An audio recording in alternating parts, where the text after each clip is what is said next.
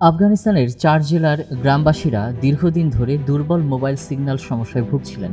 গুরুত্বপূর্ণ phone call miss হওয়া থেকে শুরু করে অনলাইনে ক্লাস করা সবকিছুই যেন ছিল ভাগ্যের উপর নির্ভরশীল। কখনো গাছের মাথায় উঠতে হয়েছে, কখনো আবার পাহাড়ের ঢালে গিয়ে সিগন্যাল খোঁজা হয়েছে।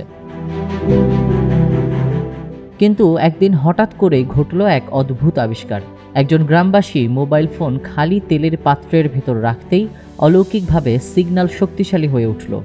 এরপর থেকে পুরো গ্রামেই খালি তেলের পাত্র পরিণত হয়েছে লোকাল সিগন্যাল টাওয়ারে। এখন গ্রামের মানুষ সহজেই অনলাইন ক্লাস করতে পারছেন, দূরে থাকা আত্মীয়দের সঙ্গে যোগাযোগ হয়ে উঠেছে সহজ। আগে যেখানে পাহাড়ে উঠে কিংবা বরফে বসে থাকতে হতো সিগন্যালের জন্য, গত ৩-৪ বছরে এই সহজ কৌশলই হয়ে উঠেছে তাদের সমাধান। তবে বিশেষজ্ঞরা বলছেন বিষয়টি নিয়ে এখনই নিশ্চিত মন্তব্য করা যাবে না।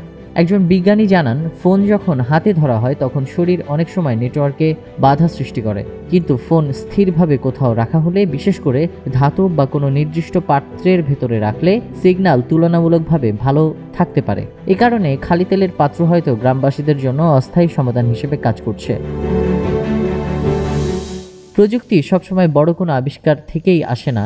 ৪ জেলার এই উদাহরণ প্রমাণ করেছে অনেক সময় ছোট একটি আইডিয়া পুরো গ্রামের যোগাযোগ ব্যবস্থাকে বদলে দিতে পারে। News desk, news flash 71।